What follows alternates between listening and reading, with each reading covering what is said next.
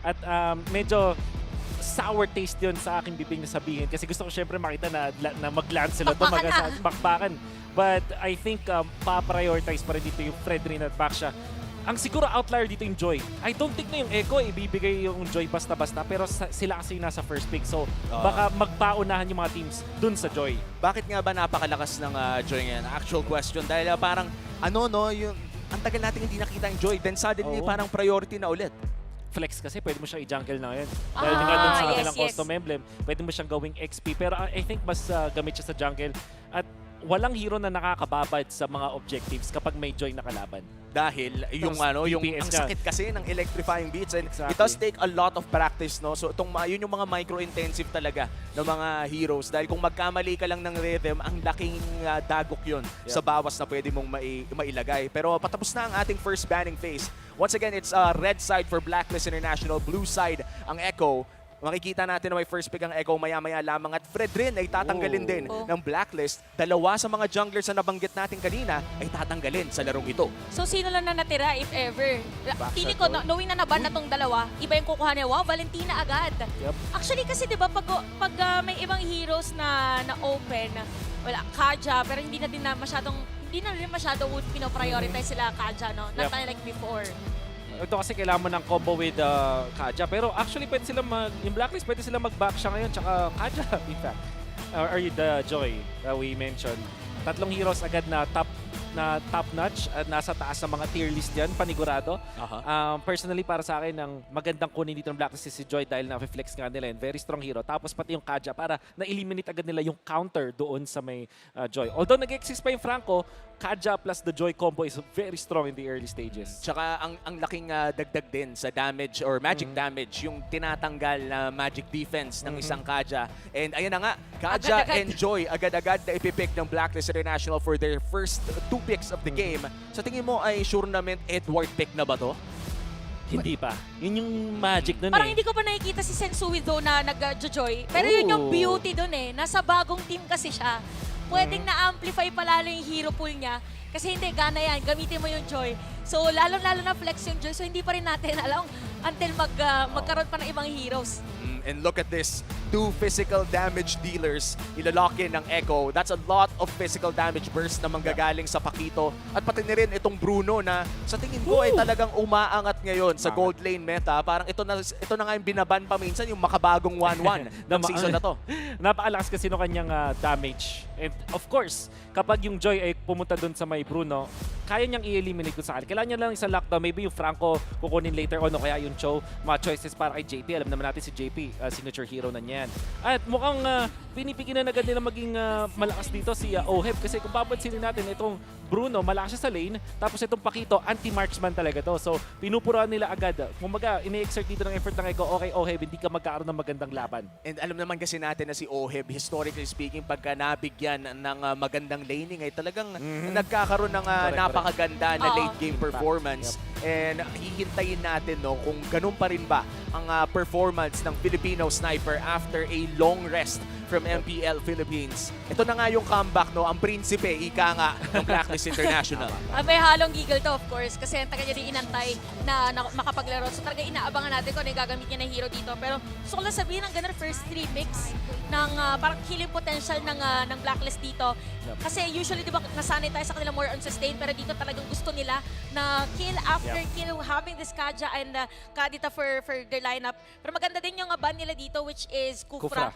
Kasi ang tapat mo nga naman sa single target is yung pang AOE crowd control. Kailangan i-consider yung Cho o kaya Franco dito para sa side ng Echo. Unfortunately for Blacklist, isa lang yung mababan nila dun sa dalawang heroes na yun. At bakit ko tinake yung 2 heroes na yun? First, Cho, JP Special, at pang-lockdown nga siya dun sa Joy. Pero even harder lockdown sa Joy is, traditionally speaking, yung Franco. Yun yung counter talaga dun sa may Joy. So, baka mas i-consider ng Blacklist na ibigay na lang yung Cho. Okay, sige JP, gamitin mo yan, but we ban the Franco. Yung wala kasi talagang takas kapag Franco o Kaja ang usapan. Pero mukhang mas okay sa kanila ang Franco. Depende na lang kung kukunin din dito. I'm not quite sure kung nakaka-cancel nga ba ng isang Mincetar Ultimate ang dashes ng isang Joy. Should be. Dapat kasi movement naman. Pero yun nga, meron kasing maliit na invulnerable vulnerable window, no? Yes. Sa crowd control ng isang Joy, pero napakaliit lang nun. Kailangan talaga ng timing. Ito na ang second picking phase ng game number 1.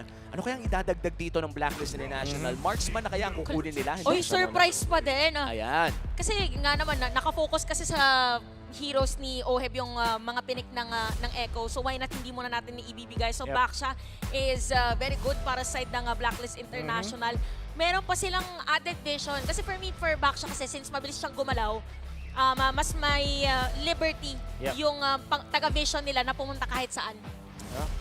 Franco, feeling ko pwedeng kunin. Although hindi natin pa masyadong nakikita. Parang hindi mo na-attribute typically yung Franco doon kay JP, pero alam natin malakas siya doon. And of course, yung Martis.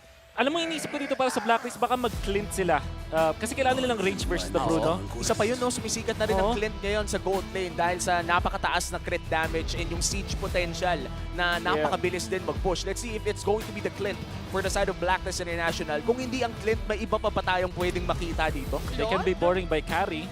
Carry Joy, di ba? Ay, sorry, carry Kaja na malakas sa burst.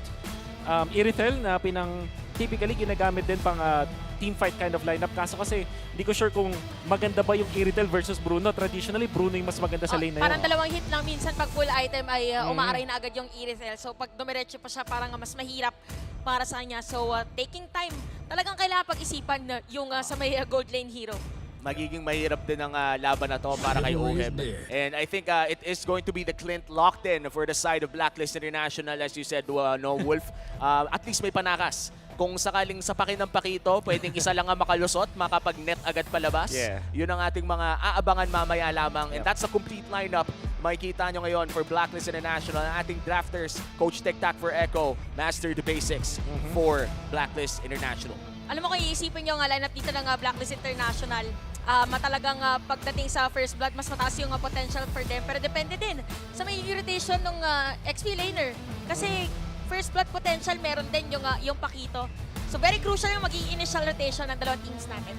Ano kaya mga prediction ng audience natin? No? Hindi ko alam kung ipapakita ba ngayon, pero panigurado ay isa ito sa mga, ayan, papakita. Ay, secret Op. lang. May may Ay, trade. oy! 50. 50. Bakit nga naman hindi? First Bakit day hindi? natin First day naman. Oo nga naman. Anong Doon tayo date? sa safe. Doon, syempre safe Oh. talaga. Anong data yung titignan natin kung mag-predict, pero at least hati-hati, di ba? Hati-hati. Oo. Feeling ko buong season 50-50 yan eh. Buong season 50-50 para wala nang at para sa mga natin dyan mga nanonood sa bahay pati na rin dito sa venue, watch out for the Smart Power prediction dahil at some point in the game may lalabas na poll at meron lang kayo up until the timer runs out to comment your prediction gamit ang hashtag na hashtag SmartPowersMPLS12. Isang lucky commenter who guesses correctly will win a redeemable in-game code. Tandaan, keep an eye out for the poll. At magsisimula na nga ang pinakaunang laban ng MPL Philippines Season 12. It's Echo versus Blacklist International. Mukhang standard ang ating start. Magpapatintero ang ating mga roamers. Dediretso lang muna sila pag nagkataon, tsaka more on vision ang kanilang gagawin. So again, for this one, yung mga instant kill is on the side of Blacklist International, having this kalitan. Na-miss natin si Haji na makita na naglalaro. Oo nga eh. Parang nostalgic, pero we're here. Yep. Tsaka hindi naman sa parang nalulungkot din ako na nawala si Yue, syempre. Oo. Benched lang ngayon, pero syempre maglalaro din yan in the future. But still nakakamiss na makita si Haji, no? Yep. Gusto ko i-take note na ang napili ditong mode ni Carl TZ ay assassin mode. Nag-rupture siya. So, wow. And of course, yung kanyang kinuha dito yung scaling spray. So, gusto niya maging active talaga in the early stages. Nakita natin sa ISF na yung mga Martis players, hybrid sila kung maglaro. Meron pa nga nagba-multi-essence at nagka-tank build with the Martis. Pero ang choice ngayon ni Carl TZ is to deal the damage. So parang ang nangyari dito kasi diba pinag-usapan natin kanina for the assassins or pagdating doon sa mas pinabilis ba yung Echo Express, pwede ito yung sagot nila through the changes sa kanilang mga emblem. So abangan, medyo slow start muna para sa ating mga koponan. Sanji, 3/4 HP, hindi pa naman level 4 ang Valentina. Pero si Sensui ngayon ay tatangke ng mga konting bawas lamang. This is just the first turtle of the game. Pero hindi na lang pala just yan. Dahil sa mga recent updates ay napaka-importante na pala ng pinakaunang pagong ng laro na to. Exactly. Kaya ito yung tunay na patintero. Ito yung tunay na mini-game dito sa Carl TZ at Sensui. Pagalingan ng instincts. speaking of instincts, nakapwesto ng ating mga players dito sa turtle objective. Si Sonsui ay tatalon lang doon. Sanford merong hook. Kakagatin ba? Pero merong suntok na gagawin doon. First blood. Pumunta agad kay Cartesi. At pwede pa diretsuhin. Dalawang decimate. Double kill agad. At yung turtle sa kanila pa mapupunta. At ito na nga ang katakot-takot na snowball potential ng isang Martis sa kamay pa ni Carl Tizzy. Pero mukhang nakaganti naman ng isa ang Blacklist International with a pick-up on JP. This is still a win for Echo in the early game. Gusto ko i-bring up yung macro na nakita natin mula dun sa Echo. Hinawakan muna ni Cartesi at hindi niya dinamage yung turtle. Paagawan lang sila. Ang hinintay nila is magkaroon ng ultimate dun si Sanji nag level 4. Kung papansin mo, para silang mga superhero nung nag-landing na may nahook doon si JP, tapos may nahatak naman siya gamit yung kinope niyang ultimate mula doon kay Renny J. So, biglang nawalan ng dalawang heroes. Ineffective para sa Blacklist kasi meron silang hard lockdown agad. So, kudos dun sa pagpapa-level 4 nila kay Sanji. And Talagang inantay. talagang Echo ngayon, no, lamang na agad ng 1.5k gold lead. At yung turtle ay isang minuto pa naman bago lumabas. Right now though, ang tingnan natin ay Blacklist International. Ano bang kailangan nilang hanapin dito? Dahil mukhang medyo nalugi sila sa Valentina pick in that early team fight. Alam mo, pagdating dito, kailangan lang nilang alagaan din si Oheb. Pero wait lang, Oh! meron yata pagkakuha doon. Ito na yata inaantay, nabawi ng Blacklist International. Pero ang tagal bago namatay. Si Cartesi pa nga makakakuha ng kill. Pero may sabatan naman dito. Si Sensui, double kill for the Martis. Grabe na yung Martis. Ito na nga ang snowball na pinag-uusapan natin. 4-0 for the two-time world champion Wolf. Paano ba pigilan ang mga ganitong klaseng Martis? Kailangan nilang i-combo yung burst nila with Kaja. Although, di ba, sabi natin, maganda yung Kaja plus the Joy. Pero nung naging choice pa nila is the backshot, biglang wala silang early game burst damage. Hintay pa nila si Oheb. Eh, malayo din si Oheb, hindi sila makapag-burst.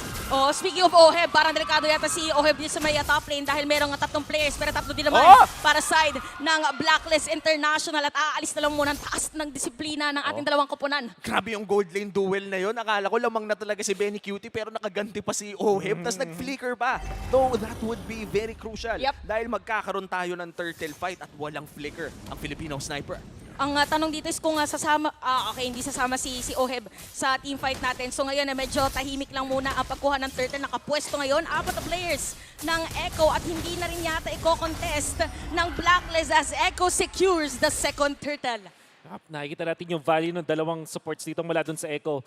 Specifically yung Franco, dahil nagiging threat talaga siya. Kumunat siya. Nung mga unang fights na nakita natin na meron siyang madaming assist, 4 assists, nagkaroon siya ng enough na goal para kumunat siya at this point. Tapos, etong si Sanji, always a threat dahil nakopya niya yung ultimate ni Renny J.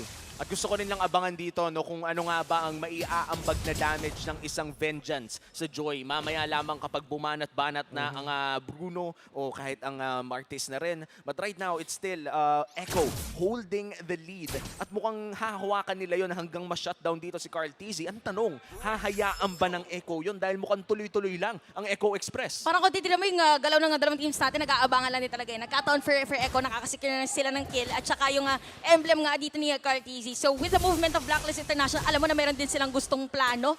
Pero parang hindi pa ito yung perfect time for them. Inaantay pa nila. Pero si Oheb, titignan mo na flicker. Ginagkat pa nga, Daddy JP with that Bloody Hunt. Kaya naman unstoppable na. Carl Tizzy at mukhang darating na rin dito mga players ng Blacklist International. Mapipilitan na lumayo na lang muna. Ultra fast na pagkakagat doon sa top lane. Man, grabe yun. Kinagat lang, tas sinaksak ng Martis. Ganun nakasakit si Carl Tizzy, man. Yep. Rapture, tapos burst damage. Wala na magawa dito yung Blacklist International to save Oheb. And kudos to JP. Maximum na range! Oh, speaking of JP, another hook na naman. And Sanji, with parang lumiko, bigla yung lambat. Grabe yun Kakainin lang nakakita na nakokomand niya dito yung hook niya. But of course, yung interaction naman yun na mid-animation nung talon doon ni Sensui ay nahuli na siya. That's why naging funky lang yung itsura nung hook na yun.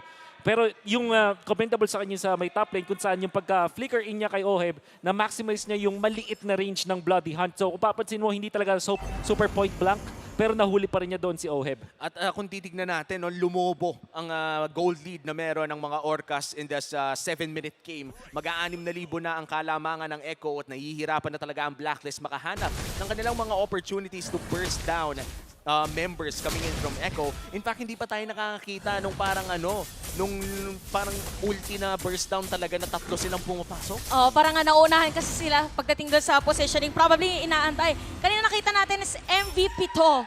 Pitong MVP pala yung naglalaro dito sa ating game. Pero teka lang, parang meron tayong conceal na nakita kamunti ka na. Konting amba lang muna para sa mga players. Pero makakatore ng isa dito ang Echo. Now, makokontrol talaga ng Echo ang mapa. Pero may ganti naman si Agent Zero doon sa may bandang ibaba. Makakuha ng isang tore ang Blacklist. That's their first objective of this game. At yung kailangan ng Blacklist International, at least makapag-create ng space dito si Edward para medyo makabawi dito si Oheb. And actually, itong si Haji. Important din as a mid laner, lalong-lalo na kapag kadita ka na maging source of damage na overwhelming, na pwede kang where's the mga heroes? Like for example, si Sanji, pati si Benny Cutie, ang dapat estado ng laro para sa kanila ay lagi silang takot kay Haji. But as it stands, dahil mas maganda yung vision ng Echo, hindi makahanap ng magandang diskarte si Haji. Oy! Ay, merong divine judgment na gagawin doon. Meron bang burst ang side ng Blacklist International? Hindi na lang muna dahil makakatakas pa nga dito. Edward is gonna be down. At ang sakit ng mga bola-bola coming in from the pole from Benny Cutie. And 7-2 ang ating score. Ang ganda ng engage, pero nagkaroon nata ng miscom sa Angulo Wolf. Oo. Hindi tumama yung full damage na inaabangan natin. At ang tumangkin nun is si Sanford, which is the Pakito. Maganda naman na nananalify nila yung XP lane. Pero nakita natin, not enough damage. May extra shields itong isang Pakito. At mukhang naka-Atinas na din ata siya. Hindi ko lang entirely sure, pero parang nakita natin yung kulay blue na bilog, which indicates na meron siyang Athena shield. So, hindi siya yung target na gusto mo kung gusto mo mag-burst ng heroes. And yun yung kailangan i-self-correct dito ng Blacklist International. Tsaka parang no moment tayo napansin natin for Blacklist International, somehow na yung kalaban kasi nila nagdikit-dikit bigla. So parang yung damage nila nahati. Kasi wala talaga silang single target dito na hero. So kaya din pala nagkadya din and kadita yung lineup nila. So tingnan natin kung anong mangyayari dahil meron pa namang mas malalaking objective na pwedeng kuhanin. First Lord of the game is up na rin. Echo ang mauuna around that area. Pakiramdam ko i-give na ng Blacklist International dahil madali naman tunawin ang level 1 Lord. But still, a Lord is a Lord at baka makakuha ng inhibitor turret ang Echo dito the moment that they're able to secure this. At libre na nga ata Wolf. This is the first Lord of the game going to Echo. Di nila kaya yung speed ni Cartesia. Of course, nalunguan pa ni Benny Cutie. Immediately, papunta sa may gitna yung Echo. Dahil kung papansinin natin, gusto nilang pabilisin yung pag-clean nila ng mapa. Look at the minion wave. Hindi makahanap ng pagfa-farman itong sila Oheb, itong si Haji. Lagi silang magkasama. Oo Lagi nga. silang nag-share ng mga resources, which is not that good. Ang pinaka nakakalabas lang sa kanila dito si Edward. At ang only reason is, Joy kasi siya. So, siya lang yung may karapatan. Parang Na ito may yung ikot-ikot. ito yung mga senaryo na hindi magandang kasabi ang hating kapatid eh. No? Oh, wag, mga gantong moment, hindi. Kailangan ko unahin yung sarili ko. Oo. Kaso yun yung pinaka-safe. Parang yun na rin lang ang choice ng Blacklist.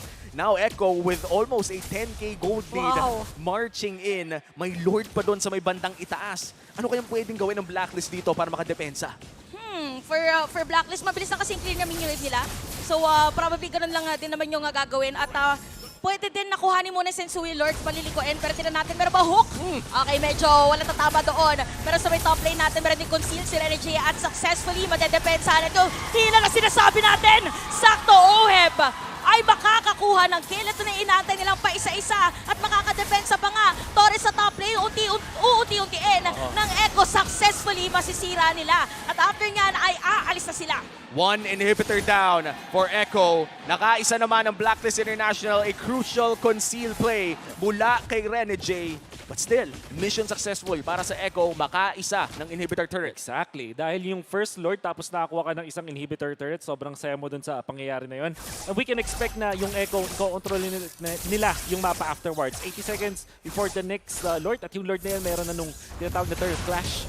Which is the recent lang namin nalaman. Palaban na siya. Palaban na siya. Yun yung pangalan? Oh, turret clash. Exactly. Wow. Oh, ngayon ko lang din nalaman. Thank you so Oo. much sa Naggawa-gawa info. din lang ako ng Salamat. pangalan. Eh. Sabi ko, turret blessing. Ah, Turret pwede. blessing. Ito pala turret Minsan nga, clash. talon lang eh. Talon. May talon na. Tumalon lalo.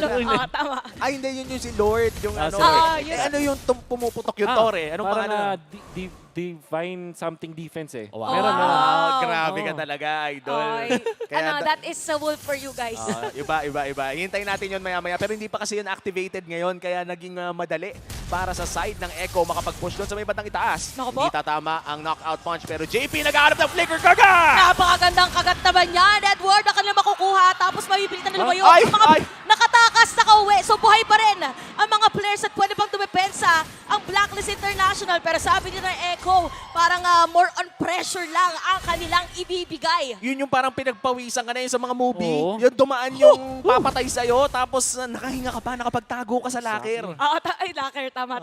Tama, laging sa mga horror movies. But I think si Sanford, baka naka-advance yung kanyang camera doon. Minsan yun yung nangyari. Kaya hindi niya nakita. Pero syempre, Ohebar, sobrang saya na nakataka siya doon. But overall, Blacklist International, hindi magganon kaganda. Nakikita na natin na hindi na ganun kakunat. Ito si Edward, madali na siyang i-burst. And we did say na baka iba na lang yung Franco para mas maganda yung, yun kasi talagang hard counter dun sa Joy.